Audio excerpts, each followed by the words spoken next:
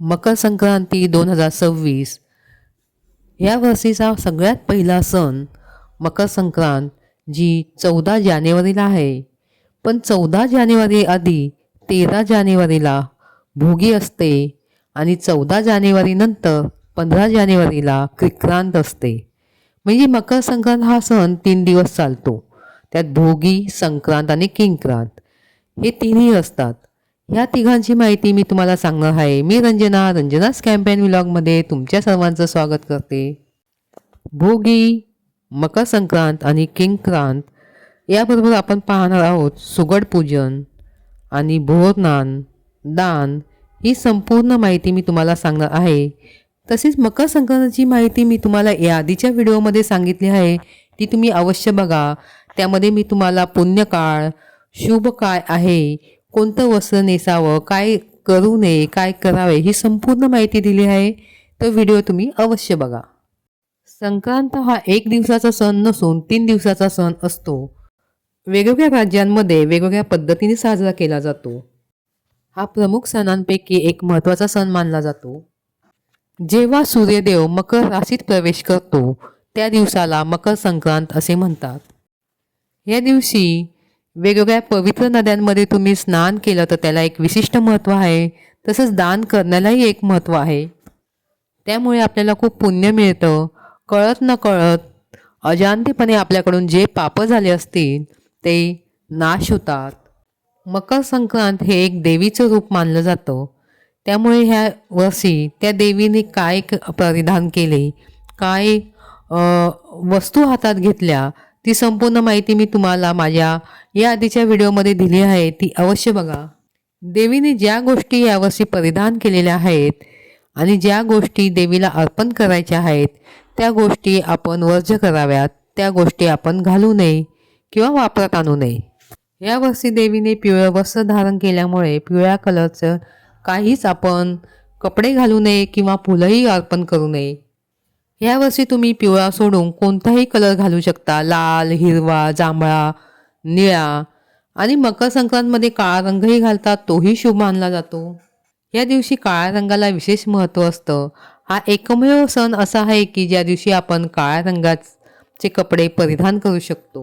दानामध्ये तीळ, गूळ आणि साखरेचे काही पदार्थ, तिळाचे वेगवेगळे पदार्थ तुम्ही अर्पण करू शकता किंवा दान करू शकता. तसेच मकर संक्रांतीच्या दिवशी सुगड पूजन करायचे असते. सुगड पूजन कोणीही करू शकतं. कन्या, महिला, पुरुष कोणीही सुगड पूजन करू शकतं. फक्त ज्या महिला गरोदर आहेत, ज्यांना 7वा महिना चालू आहे, त्यांनी सुगड पूजन करू नये. ह्या दिवशी सूर्यदेवाची पूजा करणं खूप महत्त्वाचं मानलं जातं. सूर्याला अर्घ्य देणे. एका तांब्याच्या तांब्यामध्ये आपण पाणी, हळद, कुंकू, अक्षदा, फूल वाहून सूर्याला अर्घ्य द्यावे.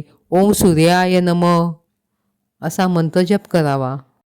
या दिवशी झाडूची सुद्धा आपल्याला पूजा करायची असते. झाडूला आपण लक्ष्मी मानतो.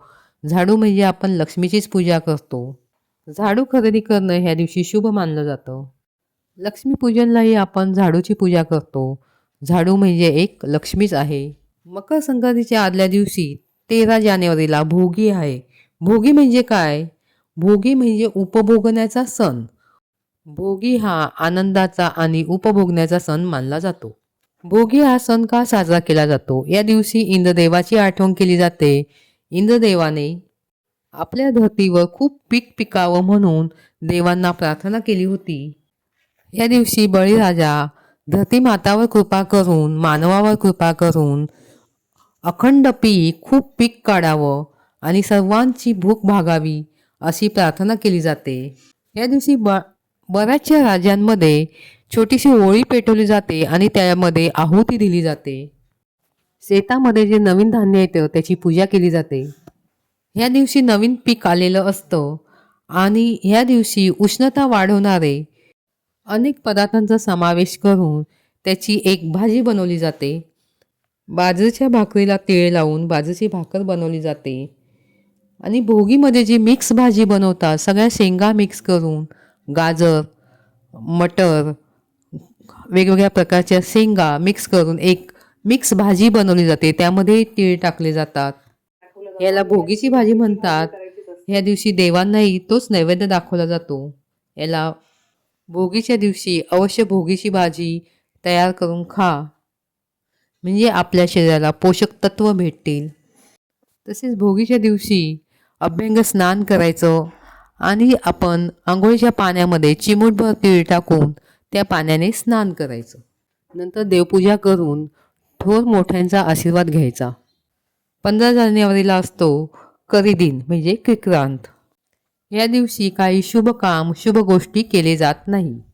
या दिवशी बेसनाचे धिरडे करून खाल्ले जातात. या दिवशी कोणतेही नवीन काम हातात घेऊ नये असे म्हणतात. या दिवशी शुभ काम हातात घेतलं तर ते पूर्ण होत नाही, त्याला यश मिळत नाही.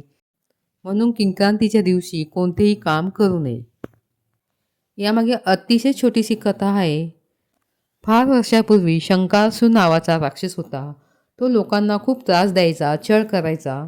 त्याला मारण्यासाठी देवीने संक्रांतीचे रूप घेतले होते. या संक्रांती देवीने शंकासुर नावाच्या राक्षसाला ठार केले आणि लोकांना सुखी केले. लोकांना त्याच्यापासून वाचवले. मकर संक्रांती देवीने संक्रांतीच्या दुसऱ्या दिवशी या राक्षसाला ठार मारले होते आणि प्रजेला इडापिडांमधून सर्व दुःखांमधून मुक्त केलं होतं. म्हणून या दिवसाला किंक्रांत दिवस किंवा करी दिन असे म्हणतात. म्हणून या दिवशी काही शुभकाम केले जात नाही. किंक्रांतच्या दिवशी काही विशिष्ट पूजा वगैरे नसते, कारण या दिवशी काही शुभकाम करायचे नसते. आपण हळदी कुंकू या दिवशी करत नाही. महिला किंक्रांत झाल्यानंतर म्हणजे करी दिन झाल्यानंतर दुसऱ्या दिवसापासून हळदी कुंकू करतात. ते रथसप्तमीपर्यंत आपण हे हळदी कुंकू करत असतो. किंक्रांतच्या दिवशी चांगले काम करायचे नाही, लांबचा प्रवास करायचा नाही. खूपच अर्जंट असेल तर जा, नाही तर नका जाऊ. शक्यतो या दिवशी शांत राहा. देवीला गोड नैवेद्य अर्पण करा, कारण देवीने आपल्याला राक्षसापासून मुक्त केलं, दुष्टापासून मुक्त केलं असतं. काहीच नाही झालं तर गूळ आणि तीळ हे अर्पण केले तरी चालते. घरात कोणी एकमेकांशी वाद घालू नका, भांडण करू नका. मांसाहार टाळा, मद्यपान टाळा, ब्रह्मचार्य पाळा. किंक्रांताच्या दुसऱ्या दिवसापासून ते रथसप्तमीपर्यंत हळदी कुंकू असतं आणि बोरनानही करतात. आता बोरनान म्हणजे काय हे मी तुम्हाला सांगते. मुलं जन्माला आल्यानंतर त्यांची जी पहिली संक्रांत असते त्या दिवशी बाळाला काळ्या रंगाचे कपडे घालतात. मुलगा असेल तर काळ्या रंगाचं पायजमा कुर्ता घालतात, मुलगी असेल तर झब्बा घालतात आणि तिळाचे पूर्ण दागिने त्याला घातले जातात. आजूबाजूच्या लहान मुलांना बोलून तुम्ही बोरनान करू शकता. मुलं 5 वर्षाची होईपर्यंत तुम्ही बोरनान करू शकता. मुलांच्या अंगावर हलव्याचे दागिने घातले जातात. मुलगा आणि मुलगी ह्या दोघांचे वेगवेगळ्या प्रकारचे हलव्याचे दागिने आपल्याला बाजारात भेटतातच किंवा स्वतः बनवू शकता. हल्ली संपूर्ण दागिने आपल्याला तयार मिळतात, अगदी मुकुटापासून ते खाली पायाच्या पैंजणापर्यंत.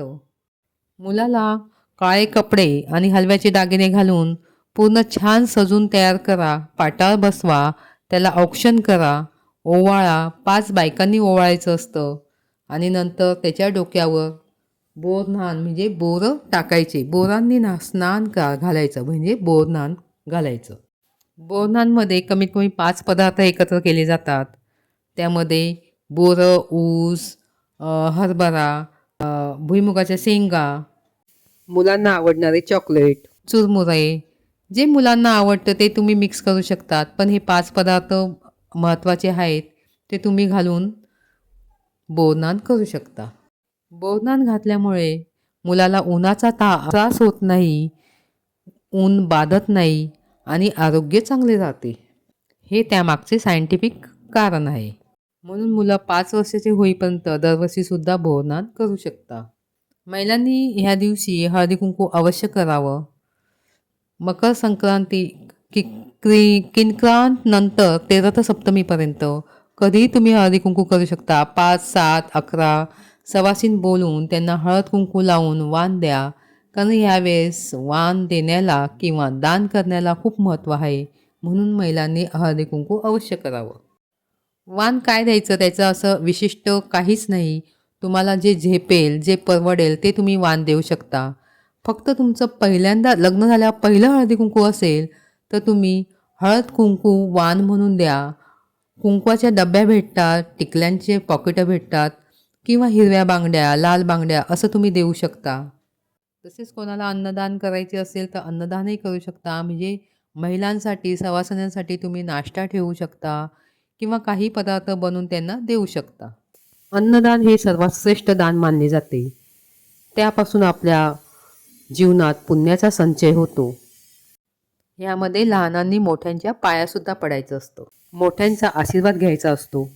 असा हा मकर संक्रांतीचा 3 दिवसाचा सण आहे. भोगी, मकर संक्रांत आणि किंक्रांत. हे 3 दिवस कसे साजरे करायचे, कोणत्या गोष्टी पाळायच्या, कोणत्या गोष्टी टाळायच्या, कशी पूजा करायची, सुगड पूजनही मी तुम्हाला दाखवत आहे. ते तुम्ही बघा. म्हणजे सुगड पूजन कसं करायचं ते तुम्हाला कळेल. तर असा हा मकर संक्रांत सण अवश्य साजरा करा आणि मकर संक्रांतीचा आनंद लुटा, दान धर्म करा, पुण्य कमवा. तसेच ह्या दिवशी पतंग उडवले जाते, तर तुम्ही पतंग उडवून आनंद लुटा. हा सण साजरा करण्याचे खूप फायदे आहेत. तसेच जर आपले एकमेकांशी भांडण झाले असेल किंवा अबोला असेल तर ह्या सणामध्ये तुम्ही तो अबोला दूर करू शकता. एकमेकांना तिळाचा लाडू खाऊ घालून तुमच्यातला दुरावा कमी करू शकता आणि नात्यामध्ये गोडवा आणू शकता. तुमच्यातलं नातं घट्ट करण्याचा हा एक मोठा सण आहे, संधी आहे. देवाचे, मोठ्या माणसांचे, पितरांचे आशीर्वाद तुम्ही मिळवू शकता. 3 दिवसाची म्हणजे भोगी, संक्रांत आणि किंक्रांत ही संपूर्ण माहिती मी तुम्हाला सांगितली आहे. मी सांगितलेली माहिती तुम्हाला आवडली असल्यास, माझा व्हिडिओ आवडला असल्यास अवश्य शेअर, लाईक करा आणि जर तुम्ही माझ्या चॅनलवर नवीन असाल तर अवश्य सबस्क्राईब करा. पुन्हा भेटूया पुढच्या व्हिडिओमध्ये अशाच नवीन माहितीसह. धन्यवाद. श्री स्वामी समर्थ. श्री स्वामी समर्थ. मकर संक्रांतीच्या तुम्हा सर्वांना खूप खूप शुभेच्छा. तिळगुळ घ्या, गोड गोड बोला.